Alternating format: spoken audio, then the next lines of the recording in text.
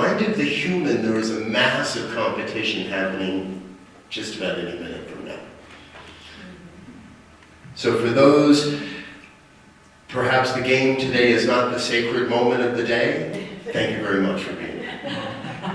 For those that are watching this on Monday, because the game was a sacred day, I really hope that your team won. But I don't know yet, because it's not that time yet. But, as well, in discussions with the board and whether we would move forward with today's service, my feeling has always been, we don't let the outside dictate what happens in our sacred lives. We can't. If we let what's happening out there dictate what's happening in here, it just doesn't work. However, we did also decide that we would kind of cut this down and in the honor of the football game, do just like the 2-minute warning sermon. You all know what the 2-minute warning sermon means? It means we're going to be here for about 40 or 45 minutes, depending on the advertisers and the referees and who makes how many fouls. So we're not just done yet. We're going to be here for a little bit today. Because what I want to talk about is the deeper truth. And just as I said, we don't want to let the outside influence how we do the inside work.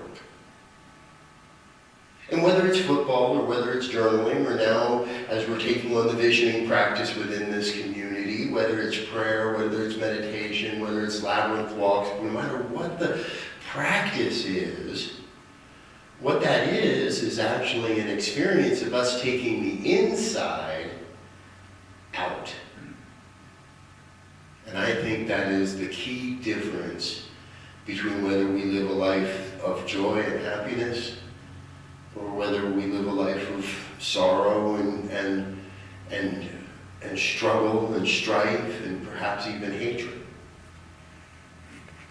I don't know of anywhere that I look in the world today and I don't see that experience happening. When someone is trying is letting what's on the outside world affect who they are, affect how they show up, affect how they respond or interact with other human beings, or even with their furry friends. It's much, much different than when you run into someone, when you engage with someone who's letting that inner wisdom, that inner truth, that sense that says, I am the divine, live out from them into the world. For me, I call it transceiver spirituality. And I've come to this over the years. Many, many years ago, I was in the professional snow sports industry.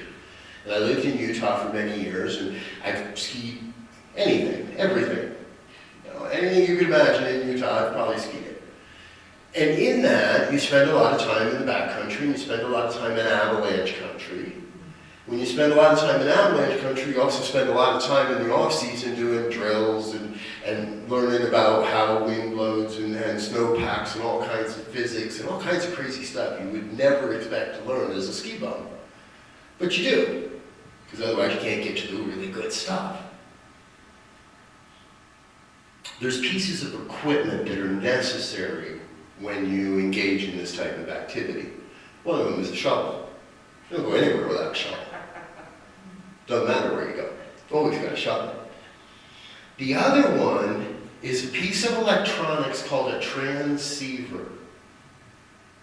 It's a radio. And it transmits a very specific frequency unless you turn it and turn the device to be a receiver. So it's a transmitter and it's a receiver and it's all in one and it's in a little compact kind of box. And you strap it to your body and you wear it around your chest and you strap it around you. And when you're out in the backcountry, you leave it peeping, people call it. And you leave your transceiver peeping. So that if the ungodly idea happens and something forbidden happens, and you end up being buried in an avalanche, your little box is beeping your location. is transmitting your location. And everybody else that you're with, because you don't ever do this stuff alone, everybody else you're with immediately takes their box and they turn it to the receiver style or button. And now they have a radio receiver that can help them hone in and locate in your general vicinity. That's where the shuttle comes in. After you know what you're doing with the transceiver. We are that transceiver for New Thought, for the science of mind, for spirituality, for whatever it is that we believe. Even the stuff we don't want to admit we believe.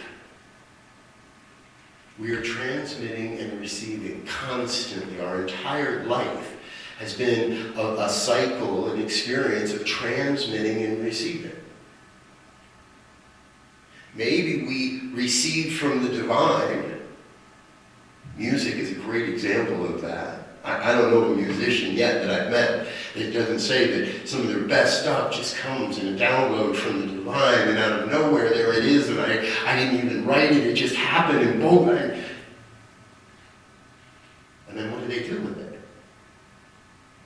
And they transmit it back out into the world. They interpret the Word of God, the melody and the rhythm and every part of it, and they send it right back out into the world and transmit it back out. Once we come to know this, it's hard to look at the world from the same old, from the old perspective.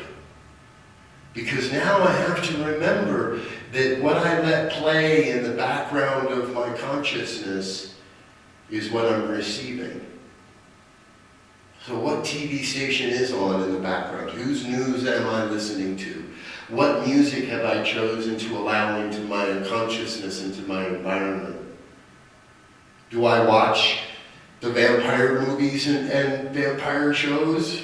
I don't know about everybody in this room, but at a certain point, I really outgrew the horror stuff. My friends and I, we were in on some of the really early, kind of, not splatter films or anything, but the really heavy-duty kind of horror stuff from the very beginning of the horror genre. And we would watch that stuff. And I don't even want to speak the names of it anymore because it was that. And I didn't know, but at a certain point, everything kind of shifted, and I went, I don't like that stuff anymore. I don't like waking up in the middle of the night with those kinds of images. I don't like having that kind of imagery flash across my mind in the middle of the day or at lunch. What we know from this philosophy, from how we live our lives, is what we think about, we write about. If we're perpetuating that cycle, well, what do we bring it about? And I know that this room is a relatively mature experience of spirituality, and you've all heard this before. I know this.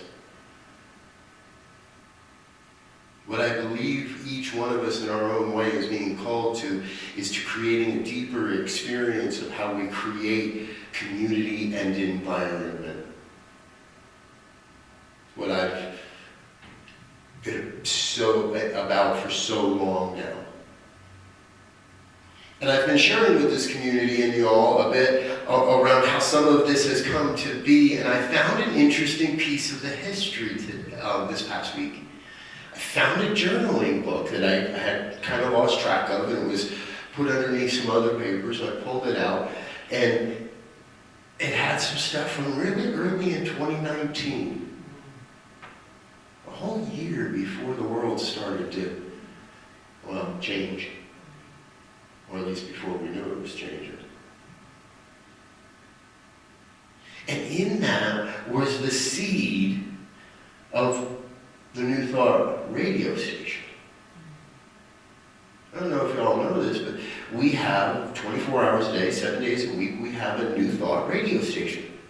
You get to it through the website, you visit, boom, anytime you want.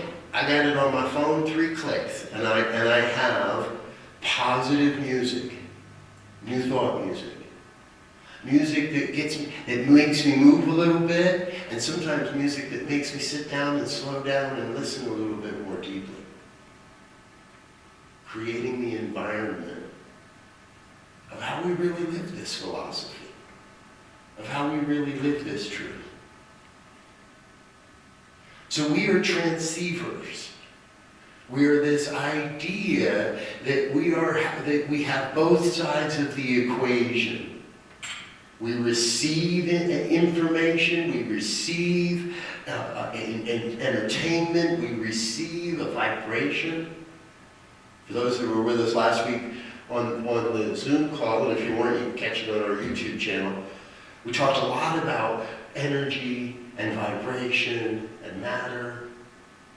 And our theme is Raising the Vibe 2025, right?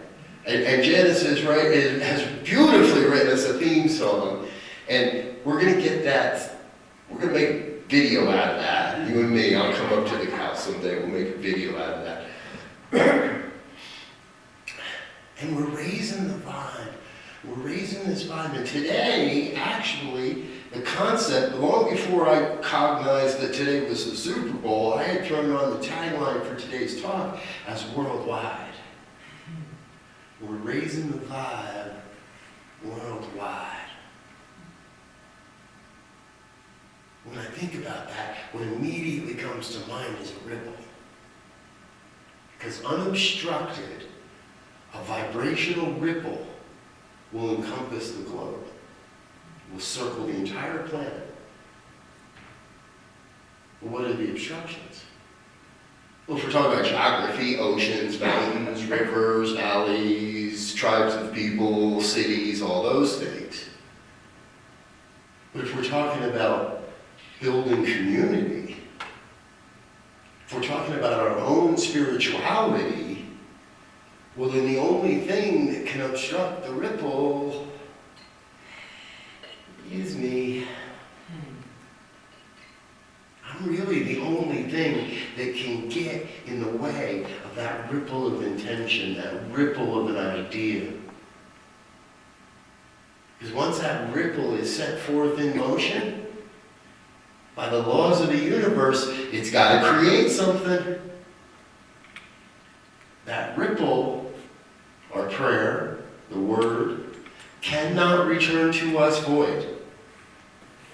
Cannot return to us unmanifest. Now, when we release that ripple, that prayer into the world, into the universe, it's going to come back. It's going to come back as something. It might not be exactly what we thought we wanted it to be. It might look very different than what we expected or anticipated. And that's just feedback. That's just information. That's just a chance to say, okay, hold on. I don't think you understand that what I said is not that. I think I need to be a little more clear with the universal power of oneness and creation about what it is I really do want. Not how we're going to get there. Not where's the money going to come from. Not who's going to make it happen. What do we want to experience? And then we transmit that. Then we become transmitters of that, and the cycle feeds itself. Because the basic tenet of the law of attraction, what we bring about, what we put out, we bring about. What we create, we bring back in. What you think about. So we transmit and we receive. We create this cycle of creation. And what I've also learned over the years is that the cycle is just not a circle going around and around and around. It is not just a hamster running on a wheel. So grateful my family is long beyond those years, I just want to say.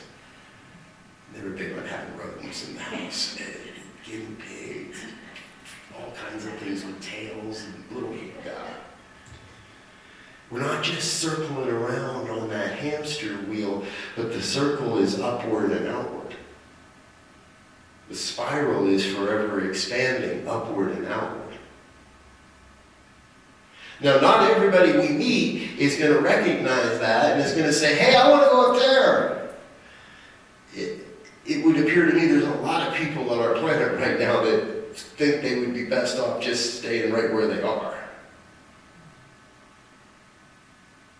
But this thing called life is evolutionary. It can't. By that same law of creation, we cannot remain stagnant even if we try. We are growing, we are living, and yes, we are dying. And then we are growing again. And living in another dimension. And then dying in another dimension to live in another dimension beyond that, and so on and so on. And every time we go around the cycle, we get a little more enlightened, we get a little bit higher, get a little bit wider. And the cycle continues. And what happens? We become able to better transmit the truth. Because we're not allowing ourselves to receive any of the crap. And remember, crap is a technical term. It stands for conditions repelling absolute prosperity. Conditions repelling absolute prosperity. So we let go of all of that so that we can embrace a deeper truth. Who we are. Who we came here to be. Just over 20 some odd years of floating around the New Thought movement and meeting people and connecting with communities and being part of projects and standing on stages and all the events and all the travel and all the experiences that go along with that.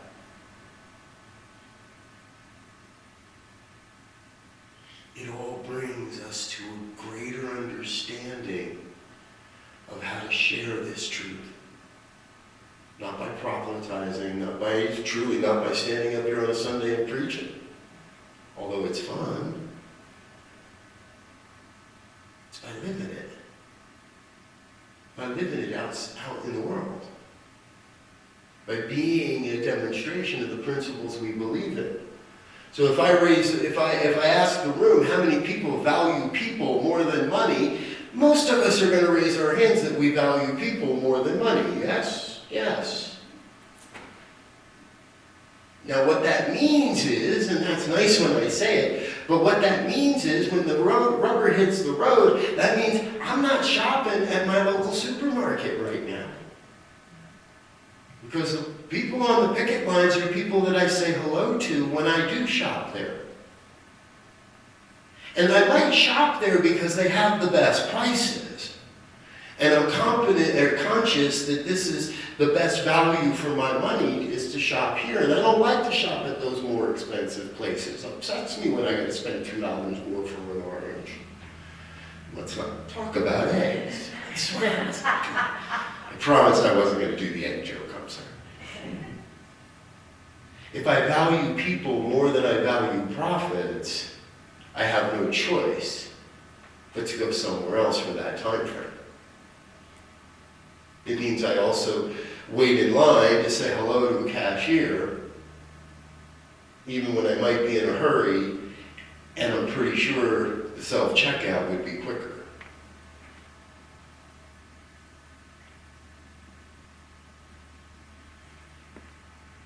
I believe we are in a space right now, a space in time, a space in consciousness that is transformative for life on planet Earth. I know, that sounds heavy. It is. But it's nothing that we're not capable of. Might be kind of heavy right now. For the people that are feeling like things are kind of heavy right now, I get that.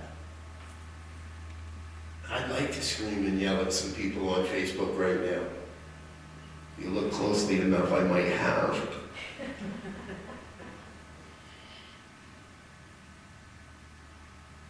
But isn't that the time to be love? Isn't that the way to find, isn't that the supreme moment to find yourself and say, hold on a minute, what am I putting out there? Because what I'm transmitting, I'm going to pretty much guarantee I'm going to receive that again. I'm going to get that back. It's going to come around somehow. Goes around, comes around. We've been saying this in pop culture forever. Now we get a chance to truly live it. And that's what I believe this community is doing. And I believe that's what the intention behind this community. And truthfully, if I didn't believe that was the intention behind this community, I wouldn't be standing here. And I wouldn't keep showing up. And we wouldn't have gotten to this point in our friendship, our relationship, our commitment, our community, whatever we want to call it. Because it's not just an organization, it's a family. And it's not just a family, it's an idea. And it's not just a family with an idea, it's a family with an idea to transcend those old concepts of what it means to be a family with an idea and turn into being a force for good in the universe, where we're taking it into the streets, where we're taking our consciousness into the supermarkets and into the banks, where we're taking it to wonderful events like this. Here comes the quick plug of the day. You're going to learn, if we're not plugging each other's stuff, we're not doing it right. Peace Through Music, 2025. Janice Kelly, Boulder Valley, Boulder Unity. I have had the pleasure to sit up in the booth and run the cameras, or run back and forth between the cameras, and run the live stream for this event for the last couple of years. And it's so much fun, and it's so amazing. And it always just is like, wow. I walk away just amazed and floored by the talent that comes together when what we're talking about is peace. Talk about a transceiver. Come receive some good. Come receive a good vibration. Come receive a night of vibration that raises you up so that you're buoyed, so that you're strong, so you're courageous when you go out into the world of form, where people out there don't think like we do. Where people are more than happy to find a reason to be arguing and flashing their guns and every other darn thing that happens. We are the force that changes what's out there. So we come here on the second Sunday of every month to celebrate, to get buoyed up, to have some fun, to have Boulder Valley's best potluck. And the other Sundays, we do it differently, whether it's online or whether it's in person. We do it in a different way so that we can connect on a different level, and so that we can receive a different vibration, so we can create a different energetic and a different environment that not only lifts us, but supports the planet as a whole. If you're in a comfortable place to close your eyes, I invite you to please do so.